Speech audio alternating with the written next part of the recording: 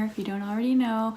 Today's video is going to be a little bit different. I am not going to be videotaping about my IVF journey. I am actually, as you can see from the title, going to do a little vlog on my 1-year anniversary of giving birth and having my stillborn son Calvin. So today is January 25th, which does mark the 1-year anniversary, I guess, or my stillborn son Calvin's first birthday. So it's really kind of crazy.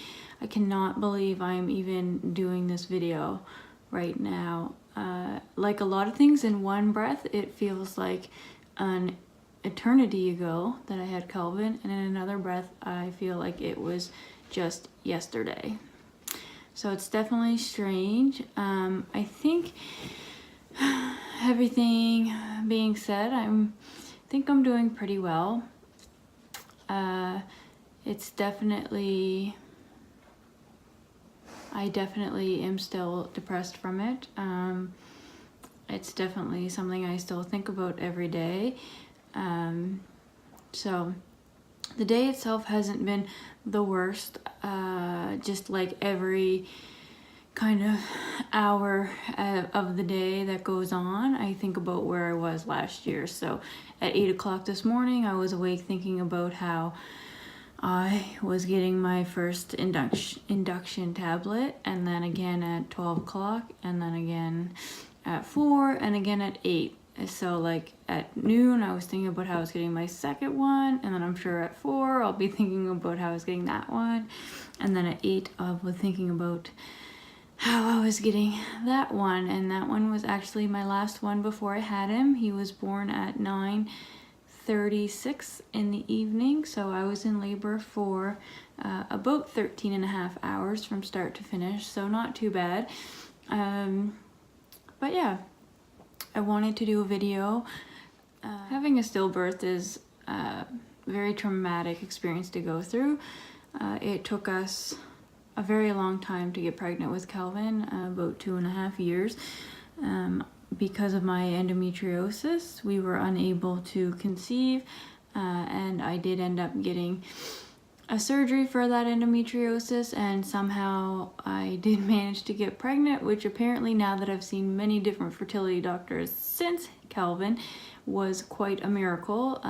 Because of the extent of my endometriosis, I basically was told that I had kind of less than a 4% chance of conceiving naturally. So the fact that I actually conceived once is quite amazing, and the fact that we lost him is also quite traumatic.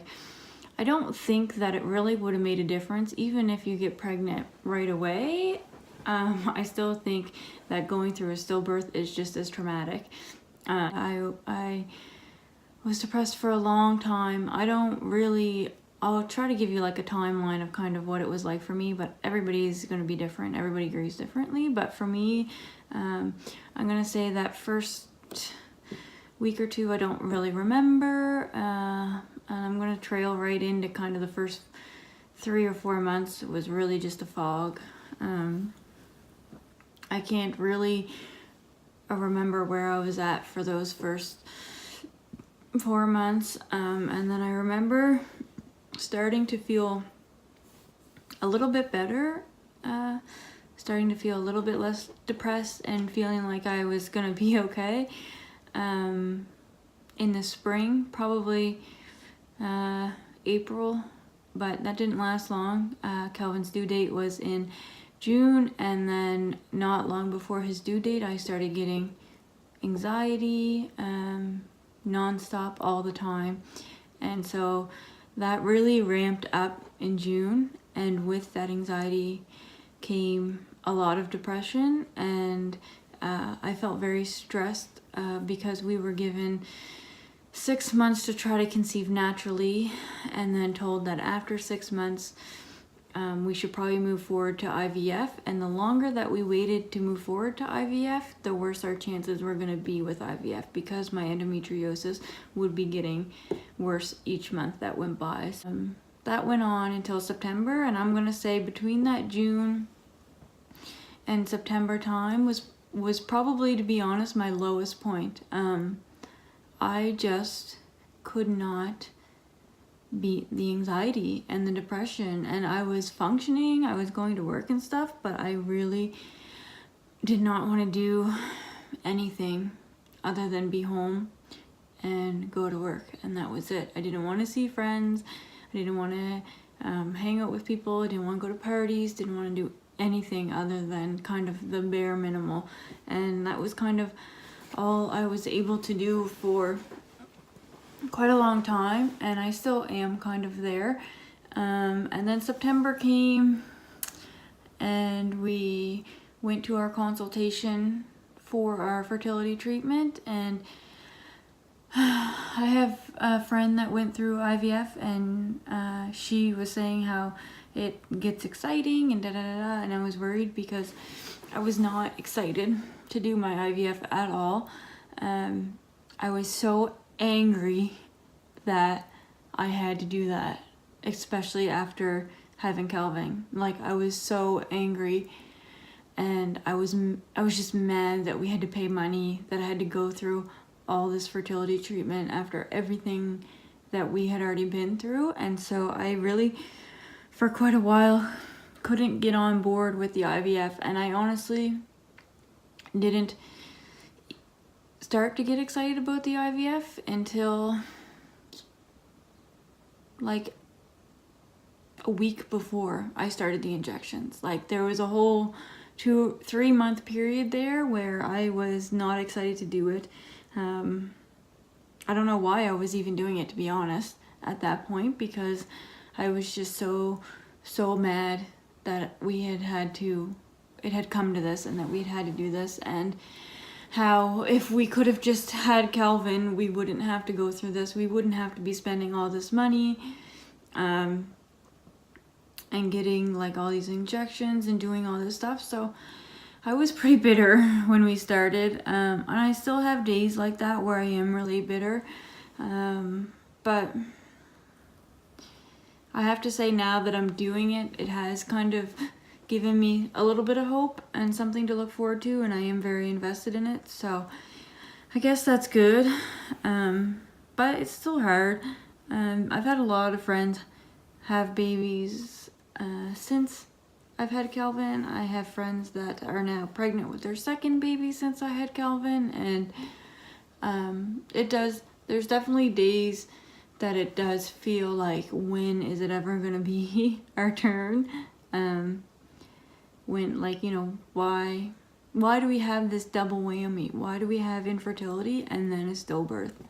Why? Like, but if you actually step back and think about it, it's no, I don't think, like I said, it would be any worse having a stillbirth after infertility than, like, I think a stillbirth in general is just like one of the hardest things that a person can go through.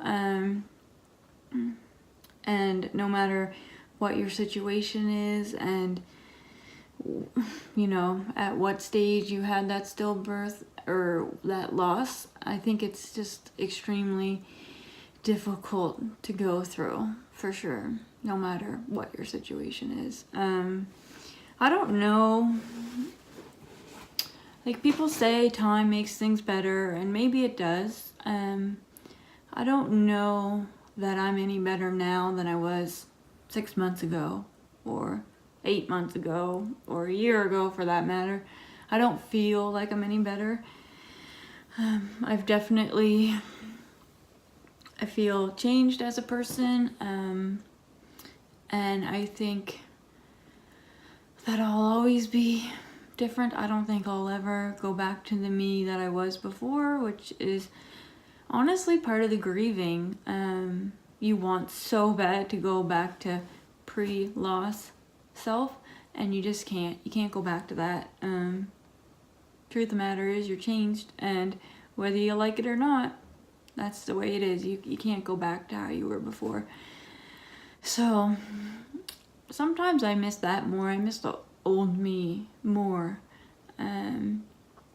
the one that used to go out with friends and have a good time and be happy and not have this underlining grief kind of cloud hanging over her all the time. But I don't know. I think that's just the reality of what it's gonna be like to be me. People say that it gets not better, but you get more used to carrying that grief. I don't know that I'm there yet, even after a whole year, which is so crazy. But having a child seriously changes you, whether I think it's a stillbirth or not. I can remember that day that we had Calvin clear as, like, clear, so clear. I can remember, this is gonna shock some of you, I remember it as being the best day of my whole life, regardless of the outcome. I don't know if it's the hormones or what it is, but any of you that have kids know that that feeling of complete overwhelming love that you have for your child when you first get to meet him or her. And that does not change. That feeling does not change when your baby is dead. You still feel the same way. So I still look back at that day and I remember being the happiest I'd ever been in my life. I remember just looking at him and being like, how did I make this, and how can I love something so much? Like, it's so overwhelming. Anybody that has kids knows it's so overwhelming when you deliver your baby and then get to see it for the first time. It's the most incredible thing ever. And that's how I remember this day last year. I remember it being the best day of my life when I had him. We'd waited for him for so long, so long. So to finally meet him was like amazing. And I'm not an idiot. I knew he was dead. I knew, but that overwhelming feeling totally overrided the whole, having him here but gone, I guess. And it's not until those days after that you realize that's when it gets sad. That next day when you leave the hospital and you have to walk by where all the people take their babies home. And so you're walking to your car that's in a parking spot and you're looking around you and there's all these other people taking their babies home and you can't figure out why you're not bringing yours home. You can't figure it out. Like, what the fuck is going on here? And that's when it first starts to hit. And then every day after that, it hits over and over and over again. You wake up the next morning and for a split second, you think you're pregnant. You think you still have them in there. And that happens multiple times a day for the first few weeks. And you're in your fogginess in the middle of the night, turning and tossing and whatever, and you're holding your belly thinking that you still have a baby in there when you don't. And that's when it gets hard. It's not the day that you deliver. No. That's just hard like anybody else delivering a baby. Labor fucking hurts. It sucks. It's long. That's just hard in the traditional, just like everybody way. It's those days after that are hard. And so, I don't know, I made it a year. I never thought I would make it a year. I'm here now. I'm still living. I am still suffering from pretty bad depression and pretty bad anxiety. And I'm trying to battle that unmedicated just because of we're doing the IVF and trying to get pregnant again, and I do not want to put any unnecessary medication in my body. There is medication for anxiety and depression that is safe to take while you're pregnant or while you're trying to get pregnant. But any of the small, like the studies that have been done, and my psychiatrist said there hasn't been many done, and there's been a couple that have been too small to be kind of, I guess, published or true or whatever. There is a very under 1%, so I'm talking extremely small percent that those medications could cause heart defects, and that is why we lost Calvin. So the chances of that actually contributing are pretty much 0%, but I could not go on those medications and be worried about that, and God forbid if something were to happen again, I couldn't live with myself. And so that's my perception of where my mental health is and why I've decided not to go on medication. And my psychiatrist agrees in the sense that she said if I don't feel right about it, I should not go on them. And so that is why I've chosen not to, but it definitely makes going through it a little bit harder. But it is what it is. I don't know if I will ever get rid of my anxiety or my depression, to be honest, but hopefully over some time, and hopefully we'll see what happens here, but at some point I'll be comfortable going on some medication for that, and hopefully it can help. I